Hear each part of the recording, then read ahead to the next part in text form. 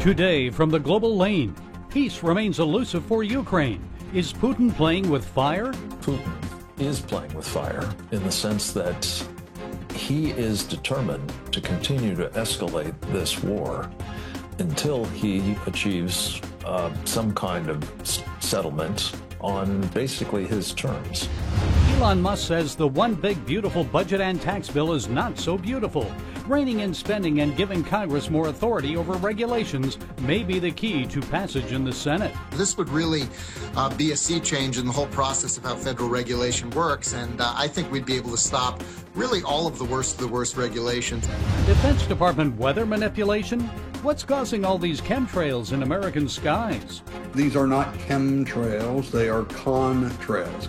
And the joy of the Lord, the Beatboxing Nuns of Brazil. And it's all right here on the global lane. Ukraine peace talks or war escalation.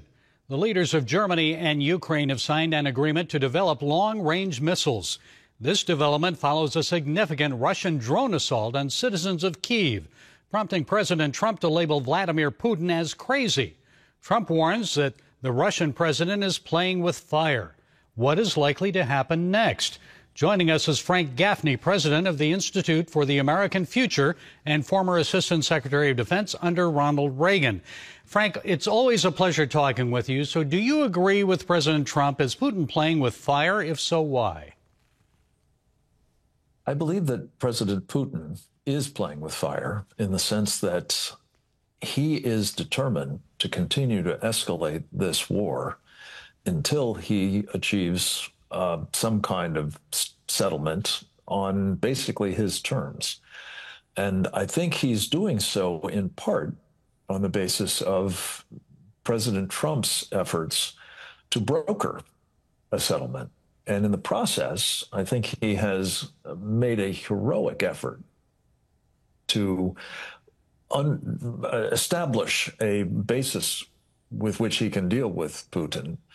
And I fear that Putin has mistaken that for a determination on the president's part to appease him, to essentially get him whatever he wants in order to stop the bloodshed. I don't think that is the president's view, and I think that what he's signaling now is that he is going to have to push back a bit on what Putin is doing and may yet have in mind doing. And the problem there is that there are indications, I think both in Belarus and in areas of Russia adjacent to Finland, that the Russians are now signaling a hostile attitude, shall we say, a willingness perhaps to engage in aggression against not just Ukraine, but against NATO nations as well. Well, they've got they have a troop. So sporty. They have a troop buildup there, and Putin has some conditions also to end the war. Among them, he wants a commitment that NATO will not add new members. He wants sanctions against the country lifted. So what do you think of those conditions? Are they reasonable, unreasonable? Well, it's not so much what I think in terms of reasonable and unreasonable. I think it's what President Trump is going to deem acceptable. And I think he's already signaled that whether there are other members added to NATO elsewhere, I don't know where they would be, but that's a separate issue, that NATO will not include Ukraine. That's a going-in position, I believe, for President Trump. As to whether or not the other accommodations that Putin is seeking, territory in Ukraine, for example, and the removal of Vladimir Zelensky as the president there, and a neutralization, if you will, of Ukraine, which certainly sounds as though Putin intends to call the shots in the part of the country that he doesn't continue to occupy. Whether those will be acceptable to President Trump or not, I don't know. I think his desire to end the bloodletting, as I say, is profound. He's made that abundantly clear. But I also have the feeling that he's sensing that Putin is not actually all that interested in peace, either in Ukraine or possibly elsewhere. And that's going to require, I think, a different attitude on the part of the President of the United States. Well, at the same time, German Chancellor Merz announced that some NATO countries are lifting range restrictions on some Western missiles provided to Ukraine, and those missiles can now strike deep inside Russia. Is this an escalation or an attempt to motivate Putin to get serious about peace? Well, I think Putin will see it as an escalation for sure. And if those missiles are, in fact, used at ranges that that they may be able to cover, maybe even to Moscow in some cases, that would almost certainly trigger a very violent response on Putin's part. And the violence has been pretty intense as it is. The question is, does this prompt him to act on what he has often threatened? He has a philosophy or a doctrine, if you will, with respect to nuclear weapons. And I'm talking about, what are called tactical nuclear weapons, presumably very low yield, but across that nuclear threshold. Might he retaliate by doing what he calls escalate to de-escalate? And I think there's a distinct possibility of that. He certainly is going to be threatening it, and if he threatens it, he may well decide he's going to act on it. So I'm hopeful that with this new authority, the Ukrainians will see the wisdom of not utilizing it. But, their backs are against the wall, and they feel, I think, in the negotiations to date that their vital interests are not being adequately attended to by President Trump and by the Americans more generally. And that may cause them to do things that are rash, perhaps, and may, in fact, trigger that kind of escalation on Putin's part. Okay, we're still a long way from ending this war. Frank Gaffney, president of the Institute for the American Future. Thank you, Frank, for sharing your insights. We appreciate it. My privilege. Thank you. President Trump's one big, beautiful budget and tax bill that narrowly passed the House may face trouble in the Senate. A number of needed Senate Republican votes are in jeopardy because they believe the bill doesn't do enough to reduce the deficit. In addition, our next guest says more needs to be done to prevent future presidents from overturning the deregulation efforts of a president. Well, here to tell us more is Phil Kerpen, president of American Commitment. Phil, first, what are your thoughts on this one big, beautiful budget and tax bill? What do you think must be done to get it passed by the U.S. Senate? Well, I give this bill a solid B. I think it's got the really key provisions that we need to see in there, extending all of the Trump tax cuts, bringing back accelerated expensing for businesses, the 100% bonus depreciation. That's really important to get the economy moving again. It extends the individual rate cuts, the small business cuts, and it's got some significant spending reforms, although clearly not as many as we would have liked to see. So I think that it's a victory for the American people. It'd be very positive for the economy, and I'm hoping that the Senate will be able to either improve it or pass it as is at the very least. Well, I want to remind our viewers some of the other things that the bill passed by the House would eliminate are taxes on tips, keep the Trump tax cut, provide money for the border wall, border protection, reduce spending by $1.5 trillion. But, Phil, you say it doesn't do enough to secure deregulation. So tell us about that and the need for passage of the REINS Act. What is it and what would it do?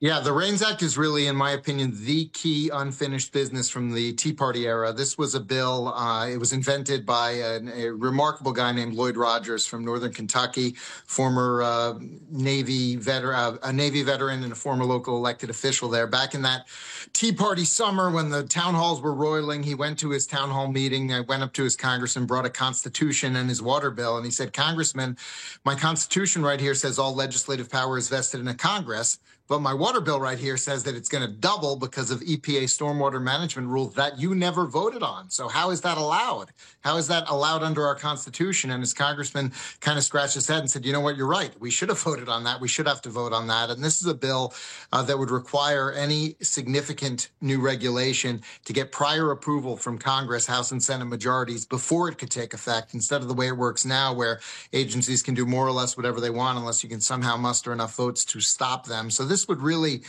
be a sea change in the whole process of how federal regulation works. And I think we'd be able to stop really all of the worst regulations, even when they're Democrats running the House, Senate, and White House, if we had this requirement that Congress actually vote on these. And, I think that if we had that process in place, we'd be able to, as I said, stop a lot of the worst and also stop this pendulum from swinging so wildly with presidential elections. Phil, I think a lot of people don't understand how important deregulation really is to Trump's economic agenda. So why is it needed? What needs deregulating? Well, it's absolutely critical. First of all, the energy area, which is so crucial, and there are many energy provisions that have stayed in this bill, whether Reins is in or not, reversing a lot of the Green New Scam, as the president called it, giveaways from the Inflation Reduction Act. But regulations have driven up the cost of energy tremendously in this country, which not only means you pay more on your bills and at the pump, but you pay more for everything grown, shipped, and manufactured, which is everything. We also have a lot of financial regulations that have made it very expensive to be involved in the financial system. We have lots of regulations on public companies that have made it very difficult to access public capital markets in this country, denying capital for early stage companies to grow, as well as investment opportunities for regular folks who can buy public companies. We've got massive amounts of labor regulation. We've got massive amounts of land and water regulation. So really any area of policy you think about. I didn't even get into healthcare, which is probably the most overrated sector in our whole economy. And so you look at kind of everything across the board, and there are a lot of different studies out there that kind of try to measure the impact of federal regulation. It's an inexact science, but every study has it in the trillions of dollars. So it rivals taxation at this point as a cost on the economy. And Biden was the biggest regulator in world history. Casey Mulligan from the University of Chicago, who, by the way, is tabbed to be Trump's deregulation czar, but he's waiting for Senate confirmation. He has been for months now. But his analysis found that just the new regulations in the 4 years of Biden had an average cost per household of about $47,000. So we're talking very, very large expenses that have been imposed on the American people. Now, the biggest of all the Biden regulations was the electric vehicle mandates, which Trump has sort of put on hold, and we hope are going to be permanently repealed in the one big beautiful bill. And so the worst of the worst may be repealed. But remember, Trump repealed those his first time in office when Obama did them, and Biden brought them right back. So if we could somehow fix the process so that Democrats can't just bring these very expensive regulations right back, we'd be in a much better place going forward. Okay, deregulate and lower taxes. What a concept. Phil Kerpen, American Commitment President. Thank you, Phil, for joining us. Thanks, Gary. Chemtrails over American skies. Are they part of some secret government program to control the weather or influence the minds of our citizenry? Conspiracy theory or reality? Health and Human Services Secretary Robert F. Kennedy Jr. was asked about chemtrails on a recent Dr. Phil show. That is not happening in my agency. We don't do that. It's done, we think, by DARPA. And a lot of it now is coming out of the jet fuel. Yes, so, sir. Those materials are put in jet fuel. I'm going to do everything in my power to stop it. Joining us with more is geologist Gregory Wrightstone, Executive Director of the CO2 Coalition and author of the book, A Very Convenient Warming, How Modest Warming and More CO2 Are Benefiting Humanity. Greg, it's good to talk with you again. So what do you make of Secretary Kennedy's thoughts that DARPA, the Defense Advanced Research Projects Agency, is possibly responsible for these chemtrails over the skies of America? Well, first of all, I think RFK ought to stay in his lane, which might be red dye and things like that. These are not chemtrails, they are contrails, which is short for condensation trails. And they're caused by jets burning jet fuel, and the main exhaust component is primarily water vapor and some carbon dioxide. There's some other things like soot and sulfuric acid in its very small amounts that come out the jet engines. And so when this water vapor, and let's just for your viewers and listeners to understand, fossil fuels, when they are burnt, the simplest of all the fossil fuels is methane. It's CH4, 1 carbon and 4 hydrogen atoms, and it combines with oxygen, and it creates twice as much water vapor molecules as it does CO2 molecules. And so when you're burning jet fuel, this condensation, this water vapor, bear in mind, these are usually flying at 40,000, 30,000 feet. The temperature there is usually less than 40 degrees Fahrenheit below zero. So it's super cold. And if the humidity is right, if we have a high humid environment, this will condense very quickly and form these condensation trails behind the jets. And during low water vapor or low humidity, contrails just do not form. And they need, our stealth fighters and bombers need to figure out where they need to be so they don't leave these condensation trails behind them, because that's a dead ringer. You won't be very stealthy if you're leaving a contrail. Well, there's still a lot of theories out there shared in cyberspace, as you know, that the government's manipulating the weather or people's minds. And in the past, rather than chemtrails, you and I have talked about efforts to control the weather through secretive cloud seeding, like that done by scientists just outside of San Francisco in Alameda, California. Is that still going on? No, they put the kibosh to that right away. People, it have small scale experiments like the one you mentioned. Have they occurred? Yeah, but this is not an ongoing project. According to RFK, they're putting chemicals in the jet fuel. Let me ask you, Gary, if you're the CEO of Delta or Southwest, and you found out anything other than just straight jet fuel was going into your air jet, the jets, it would be. I mean, that's a jailable offense. It's junk science. I'm sorry. You're going to have a lot of your people are going to be screaming at me right now.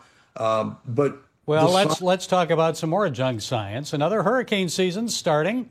NOAA, the National Oceanic and Atmospheric Administration, predicts another above normal season with 3 to 5 major hurricanes. And I'm sure many climate scientists and members of the media will tell us this is all because of climate change. Hurricanes are more frequent, more intense. What say you? That's simply false. And we can look at this. We can tell that the hurricanes are definitely not increasing. A slight case can be made. There's been a slight decline. And we can take the best way to measure hurricanes are to measure landfalling hurricanes across North America. And because we know every single landfalling hurricanes made landfall in North America going back to 1850. And that's because they're so hard to miss. If it makes landfall, we know about it. And we can look at those.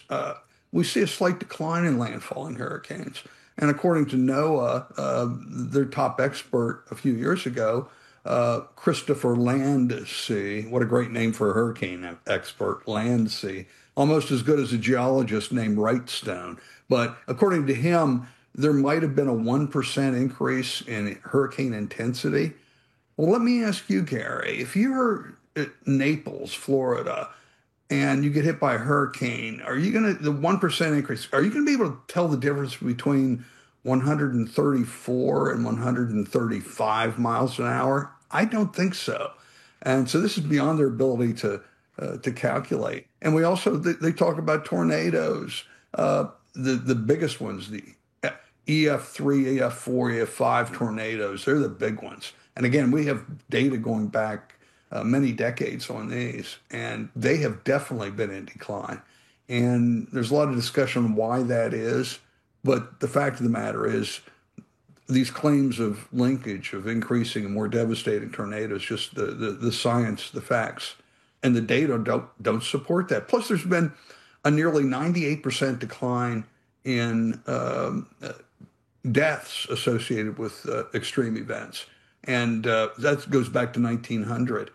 So we should celebrate. A lot of that has to do, though, with better warning systems. You know, there's a hurricane coming and it's going to hit in 3 days. You better get out of there, and people do. Or that there's a tornado that go to your basement now. So these warning systems are a big advance to help save lives. But we just see there's been a decrease in severe weather-related deaths and severe weather, extreme weather. Okay, the book is Very Convenient Warming, How Modest Warming and More CO2 Are Benefiting Humanity. Gregory Wrightstone, CO2 Coalition Executive Director, thanks for sharing your insights and setting us straight today. Thank you. If you remember the 1960s, you might recall Sister Janine Deckers, also known as Sister Smile, the Singing Nun.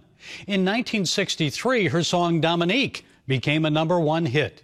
It played on radio stations around the world. She even made an appearance on The Ed Sullivan Show. Dominique, Nique, s'en allait tout simplement, routier, pauvre et chantant. En tout chemin, en tout lieu, il ne parle que du bon Dieu, il ne parle que du bon Dieu. Fast forward 62 years later, gone viral on social media are the Beatboxing Nuns of Brazil, Sisters Marizel Cassiano and Marissa de Paula.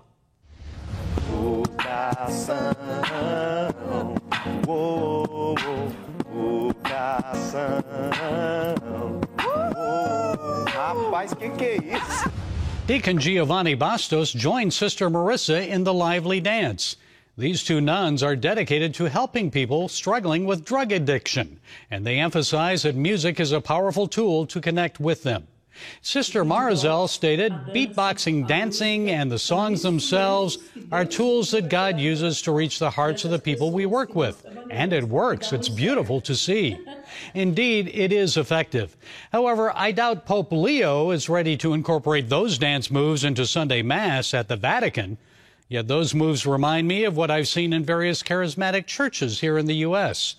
Regardless, it is refreshing to see a contemporary approach to reaching young people for Christ worldwide. They can witness the joy of Jesus through the dance moves of these beatboxing Brazilian nuns. But it's up to us to let them know they can experience the same joy in their lives if they put their trust in Him. Jesus is the reason for our faith. So whether you're in Brazil, Europe, Kenya, or Cambodia, let's remember what King David said in Psalms 95 and 150, and what Moses stated in Psalm 100.